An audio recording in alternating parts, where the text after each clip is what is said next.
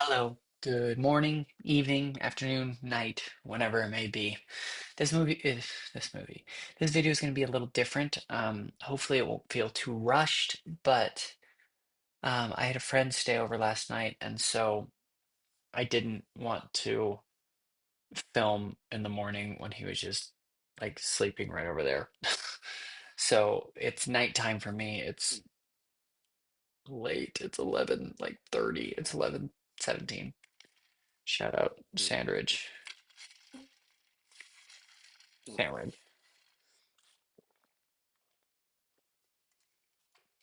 So I'm going to try to go quickly. This is week 4, day 1. Um, I want to get back on track so that I don't get behind and that all works out. Howdy doody, wonderful, great. Um, so we had a warm up as per usual. We started in the um, I didn't write this down, but the John Wood studio, which is the big studio. That was from 9 to 9:45, 9:30 to 9:45. Is that right? No, 9:30 to 9:50. That's what it is. Anyway, just stretching, going over homework, doing whatever it is to warm up. It was good. And then we had practical voice, speech, and clarity with Jess. And it was hard because I wasn't able to write down a ton well, actually, it looks like I did write down a good bit because I remembered it. But I wasn't able to write a ton about the third class, which was movement. I'll do what I can. Okay, speech and clarity with Jess. We began by discussing how our isolations went, and we went over those again. Just like all the different isolations we can do with our mouth, with our jaw, our tongue, our lips. Those were the ones we focused on. Excuse me. And then we talked about the principle of end gaining, which is doing a task with the pressure of doing the final work. Or what is meant by that is trying to do a task to make sure you're doing it right the way it should be done instead of letting the process work for you. Like with walking around that we do a ton. Be like, oh, am I walking right? Is my posture good? Am I doing the right way so that my result will be good instead of just becoming present and doing it properly? Um, so yeah, I talked about that, and you can really lose the benefits of the journey focusing just on the ending. And don't focus on what is the right way to be feeling this. Just observe the way that you're feeling. The power of imagination is really strong. That's why visualization can improve results and processes. Imagining sliding your jaw along like slick oil or an oil spill, or imagine like a ball of olive oil or car oil, or whatever it may be, right here in your jaw. Here, you might hear my jaw. I have a little TMJ, a little. Apologies if that's gross or weird or not what you wanted to hear this time that you're listening to my video. I'm not sick. It's late. I'm tired. Um, yeah, we're moving through this. So imagination is super powerful. So that visualization, your body can't really recognize the difference between imagination and truth. So yeah, then we warmed up with gurning our voice. Just like la, you. And then we um we talked about, oh, this is what she said we were going to do. We were going to warm up, we were going to gurney our voice, and then we're going to talk about the difference between shaping and obstructing sounds. So we laid on the ground with our yoga mats in a star position, And then we stretched our sides. So all the right side, stretch our right arm and our right leg, and then stretch our, but we stayed here, but stretched our left arm and our left leg. And then we stretched on the diagonals, the right arm and the left leg, and the left arm and the right leg. And then we put our arms into a T position. We're still laying down. And then we went into an open twist position. So we brought our knees up to our chest kind of area, and then we put them to one side, and then we turned our head to the other side to really open that up. And then we would bring up the hand that our head was facing to and cross it over our body and go into the fetal position. And then match that with our voice. Um, and then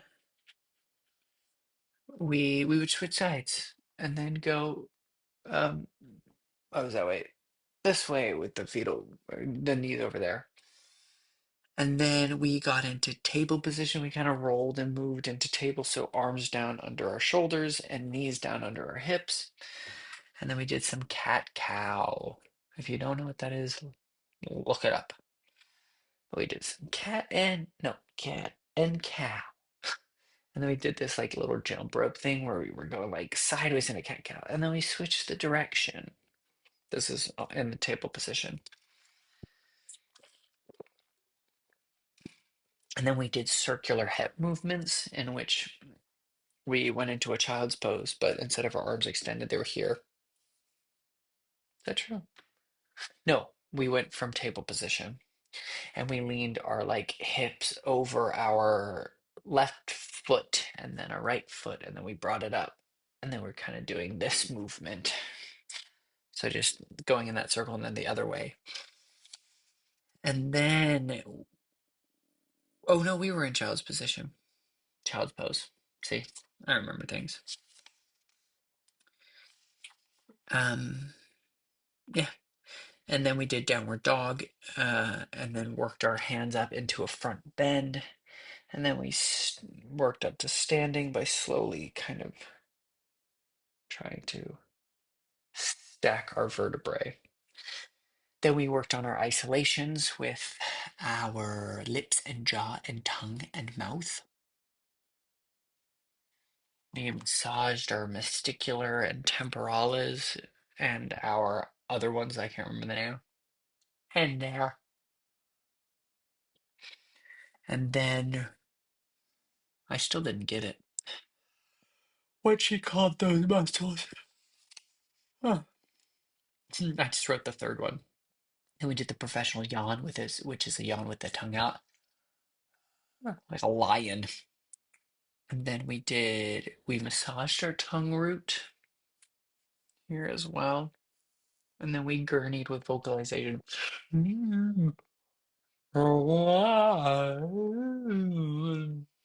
That really making it fluid.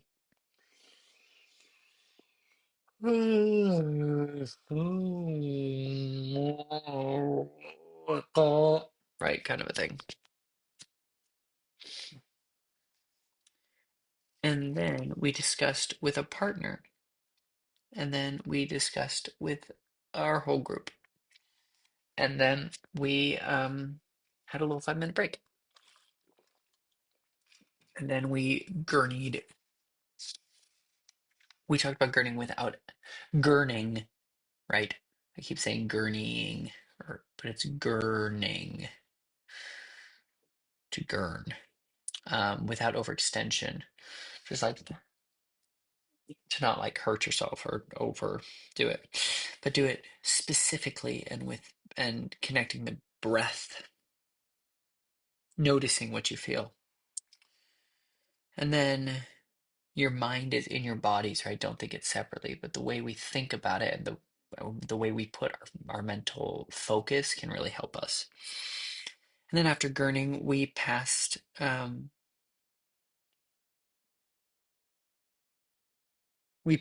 our gurn and saw if we could still breathe and vocalize with it. Like we paused our gurn, like, are you breathing?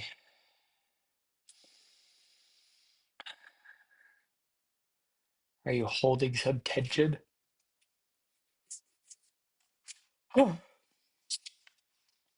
And then we got in a new pair, paired up with someone else, and we mirrored each other.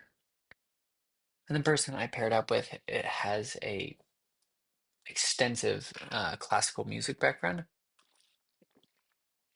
so they had a good articulation with the tongue, and it was fun to watch and do, and it was just enjoyable. And then we discussed as a group, and then we talked about how our articulators shape our noise. And then I talked to Jess a little bit. I think my lower back pain, if I stand for a long time, my back hurts and I feel like I gotta bend over and be like, oh, that's a good release, you know? And I think it's because I push my hips forward a little bit. I just kind of like lean into that. So I need to steady myself, soften my knees. So that's something good to pay attention to. And then we talk about shape sounds versus obstructed sounds. So we gurned without obstructing, right? No obstructing, like no, g. Anything that obstructs that airway we didn't want to do. And so it's all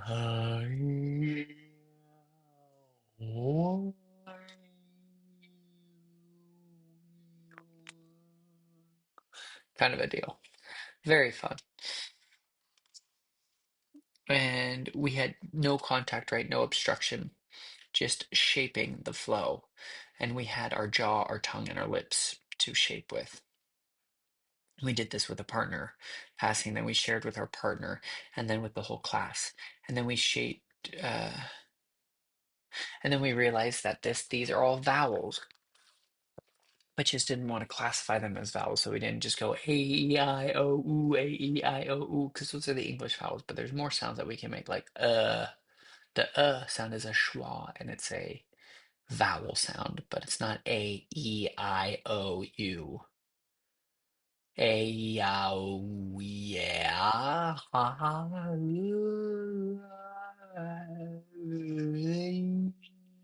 See, we can find different sounds that aren't in English. And then we learned, sorry, I'm also checking on my friend. Oh, I gotta do 20 more push-ups today. Sorry, pardon that. My friend's staying over again tonight, so I needed to make sure I do this one just in case I don't do the next one tomorrow morning and I don't get 2 days behind because that would stink. I'm not even ready for bed. I'm not gonna go to bed till past midnight again. Alas. So, when we are learning and matching accents and sounds, we listen first, and sometimes we can't replicate with just listening. We can be convinced we're making the same sound, but we're not. And so we could be completely wrong. So it's important to learn how to articulate our voice and our mouth and our articulators well, so that we can replicate it technically when it doesn't, when auditorily it does not work. Sounds are regions or areas in the mouth. They are not pinpointed specific areas, and that's why there's differentiation in every idiolect or the individual way people speak. Investigation and play with accents is crucial, but sometimes we get worried about offending people or making mistakes, but we must do it because that's how we learn better, right? Like, I was really self-conscious about my Scottish dialect, which I'm not great at, if I'm being honest. It's not very specific or anything, but I love to do a little bit of Scottish. And truthfully, I sound a little bit like Mrs. Doubtfire, but that's not even a real dialect. It's just Robin Williams trying to be Scottish. And right now, I don't sound a ton like anything really. But it came from practicing that I was able to get as competent as I am. And I can get better because continued practice. And then, so shape sounds are vowels, obstructed sounds are consonants. Then we got into new partners and we practice our obstructed exploration, still mirroring each other. So,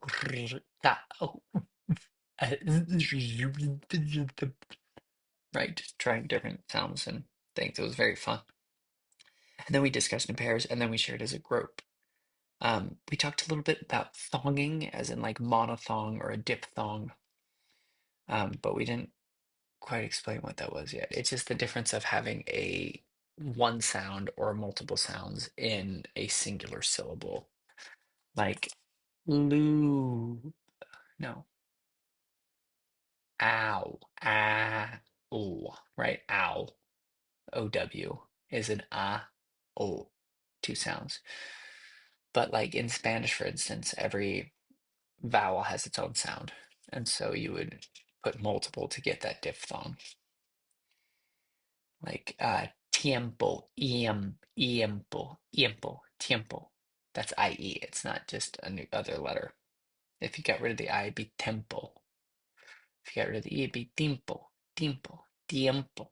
Anyway, um, but then we got into a new partner again and spoke in outlandish. And outlandish is just nonsense sounds. You're just like, oh, ich weik right? And so we just had make believe conversations with this outlandish. And our homework is going to be to practice outlandish twice and recognize and try to recognize patterns and tendencies and try to break those. So bloop bloop bloop bleep bleep bleep bloop bloop bling it. My partner was phenomenal at this. It was very fun. But I found myself like mimicking certain sounds like from certain languages. Like once I sounded French, I was doing very much "On je de toi je faille, on je te faille," or like bad Sweden, "Hier hör ich or German, and she I Zeit nicht so slight or so on and so forth. So outlandish. Next was scene study. Class number 2. Okay, we only got 3 of them, so we can get this. How long did it take me to get through the first one? 17 minutes. Brilliant.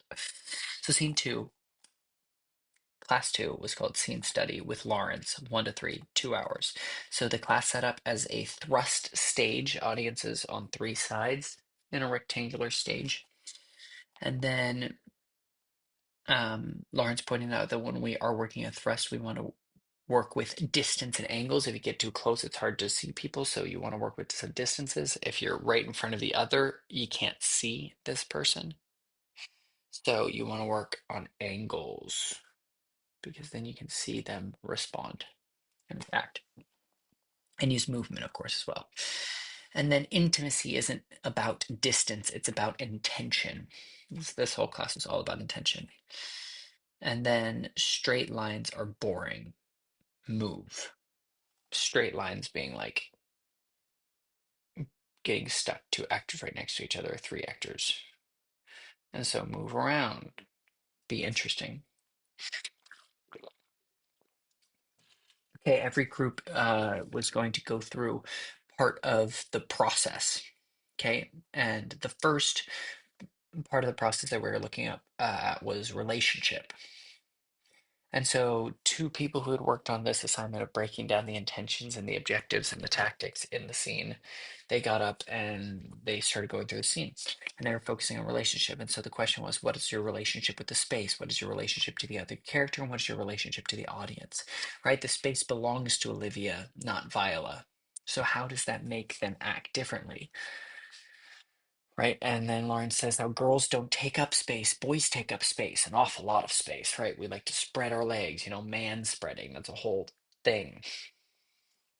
And he said that these are just shorthand things. It's not a critique or an observation. It's just naturally, right? And our brain associates these things. So how is Viola? Viola is a boy actor playing a girl, Viola, disguised as a boy. Um, Cesario. So an actor playing Viola pretending to be Cesario. And how is she released, right? How is she able to move around? Clarity with every sentence and movement at every moment. Know your relationship to the character, to the space, to the audience, to the language, etc. And then they had a new pair go up for the second part, which was the scenic objective. So the scenic objective is the objective for the entire scene. If you have accomplished it before the end of the scene, that's not the scenic objective. That's some other objective. So it's the overarching, like, super objective, but of that scene. But so it's just the scenic objective. And they had a new pair go up. And before each unit, which are beats that a lot of people would describe them are, but each new thought, each new impulse, um, they had to repeat their scenic objective. And so they repeated the same thing every time. Like, um, it was to not be found out or to end Orsino's bullcrap, you know. And so they said that before every thought, and they repeated it and really kind of focused that in. It's repeated over and over again to really keep that in the actor's mind. When we're in prose, we're dancing back and forth, always switching. It's a heady language. Okay. Prose is heady, verse is hearty, as in to do with the heart. Don't stress a pronoun unless in direct comparison. Pronouns aren't interesting, action is interesting. This is all a process and we don't need to perform. Don't worry about the results, only worry only what is discovered and understood.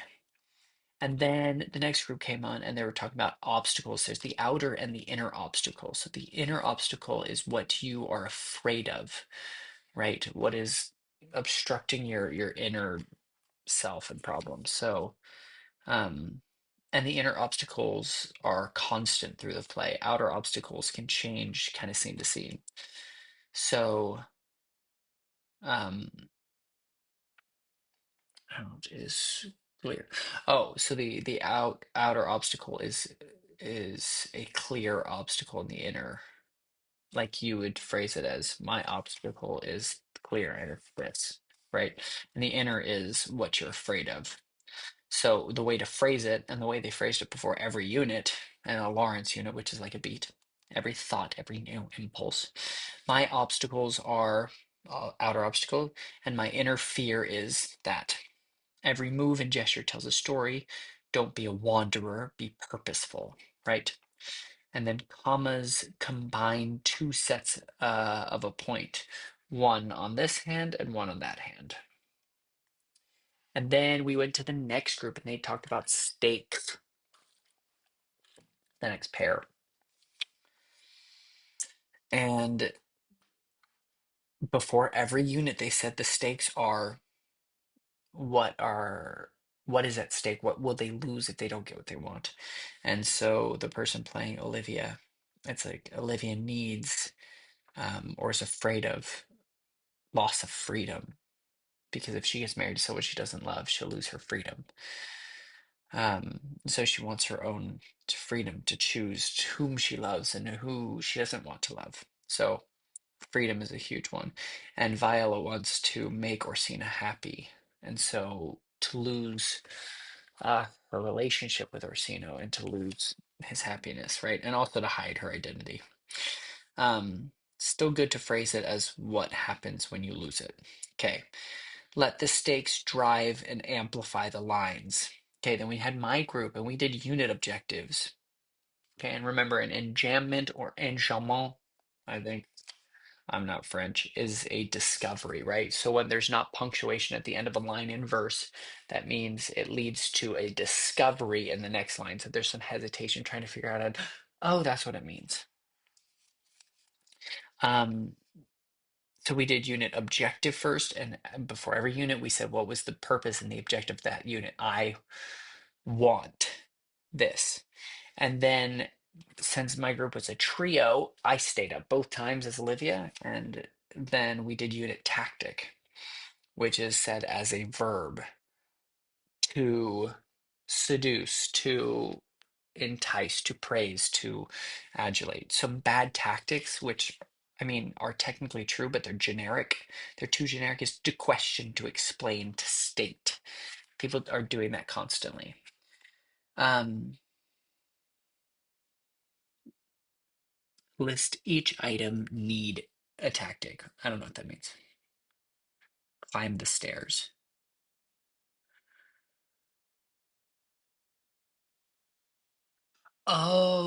When there's items of list, each item needs its own tactic when there's a list of items. And so a good way to apply that and to kind of fake it, an actor trick, is to change pitch because naturally we change pitch when we change tactics and we change ideas. So what you can do is you can climb the stairs. You can say this or this or this or this or this or this or this or this, right? And it's kind of climbing this stairs, changing that pitch.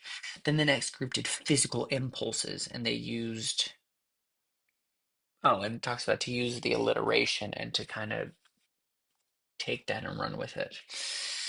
And then rehearsal is about getting things wrong. We stress that again, right? It's not about doing things right. It's about striving for honesty and truth. And another repetition of the importance of enjambment being is just discovering the next thought. And then the last group did receive, react, recover, respond. That's the process in acting. In conversation, you receive, you react to it, you recover from that reaction, and you respond, and so on and so forth. So they pass a little bean bag back and forth. And the R's are an internal cycle of dialogue, practical. Oh, practice passing the bean bag back and forth. Yeah. So in summary, the 8 steps that we went over in analyzing a script are relationships, space, character, audience, scenic objectives, 2. And those are constant. 3, obstacles, the outer obstacle, the inner obstacle. 4, stakes, what is at stake, what will be lost. 5, unit objectives, I want. 6, unit tactics. 2, do what. 7, physical impulses. And 8, receive, react, recover, respond. And a continuation, it's not just that you hand off your little bead bag but it's also how you hand it off. And you can reject and receive the next conversation turn. I don't remember what that means exactly, but don't indicate what you are doing or saying, but do show/indicate what you're feeling. Show emotions, don't demonstrate thoughts. And we don't have any homework. Yay. So fun. Okay, that was big. I think we had lunch after our first class, before scene study, just to keep the schedule in mind. And then we had our last class movement. Woo! That was with Nicoleta. And I did not get things written down because she didn't want me to have my notebook, which I'm struggling with a little bit. But another 2-hour class, 3:30 to 5:30. We started circled up, standing on some blocks and chairs, and we set up as our playground, right? They were just kind of spread out in the studio. We were in John Wood. And then we warmed up moving kind of 2 golf balls through our body and how that affected us. And it's like, okay, start them in your feet and feel how it moves up your body and kind of does. It's just I think the point of that exercise is to get that mental connection to our body as you thinking and connecting your thought with your body. Just heard something outside. Okay, and then this is all backwards because it didn't make sense to me. Well, because I was trying to write it at the end of class, and sorry. I want to go to bed. So, we started with like playing with the transfer of weight and how that affected our body, and then we kind of like emphasized it more. And we did something before that that I don't remember what it was. And I didn't write it down because I didn't have time and I didn't remember that. But with that transfer of weight, we moved around a class and then we played in the space of walking and we tried to start and stop together. And we try to do that with this is what we did first. We moved around the space and we tried to become an ensemble, filling in the gaps and playing with tempo and playing with space. And then we tried to follow each other. And then we followed one person. Then we tried to follow 2 people. And then we tried to make it obvious that we were following that person. And then we tried to make it really subtle, and we tried to follow them from a distance. And it could have been following them, like literally following their movements or copying their movements or, you know, following the vibe of their movement. It was very subjective. And then we were following three people, then four people, then five people. And we were just following too many people. And it was difficult, but interesting and fun and focused. And then we talked about the transfer of weight. How does that feel in the body? And then how does that build until you're like moving from front to back or side to side or back? We have these different parts of our body. We have our front body, which is the front, right? We have our back body, which goes back, and our side bodies. So just to always keep in mind the three-dimensionality of your body. Um, and then we talked about crossing the space as well and dividing gaps. So if two people were over, that you would go through them, and then stopping and starting and including this noise. And we implemented um, these little by little, and we kind of built into this by moving around in a space. And then we also focused on pivots. How can you pivot 90 degrees and 180 degrees and just like pivoting, using that pivot foot and transferring your weight and how that works and how that feels. And then it all built up to a game in which we were trying to implement everything. And we moved around the space using shifting weight that we learned, the pivots that we learned, following, crossing the space, clumps. If clumps was just to come together, have a moment, and separate. And we started doing clumps in a way that wasn't what she wanted. We were just um, doing something. We're like, well, something together, like whatever it was. And she's like, that's not the point. It's just to have this shared moment and to end it, not to go and like do something together. So then dividing the gaps, going between, stopping and starting again, and including that noise. And we added these little by little. And then we stopped by kind of like making a picture together and then expanding that picture. Um, and then we did some little floor work, and we focused on the idea of melting like butter in a hot pan, and how we explored the idea that like we're melting and it's all about finding the pressure. And when we're on the ground, like maybe the pressure is on your left shoulder, and so maybe that frees up your right shoulder or your right arm, and so where can you put more pressure to free yourself? And then you can melt upwards. You don't have to just melt down and follow gravity. And so we started feeling pressure, and that progressed, and then we added music to it, and then the whole group, bringing it all into our past games that we were adding all together. And then we ended it with a discussion. And that was about the gist of things. And day one, Monday, did I do something afterwards? I feel like we had a discussion or something. No, I think I just went to Tesco's. Uh, maybe I think maybe we might have met with our scene group and went over the dialogue or something. I don't even remember. But that was Monday, September 29th, 2025. That was yesterday. And now it's late. It's got to be midnight, and I'm going to be upset. Oh no, I got 9 minutes to midnight. I'm going to get ready for bed. Oh, that might be Isaac. Anyway, till next time.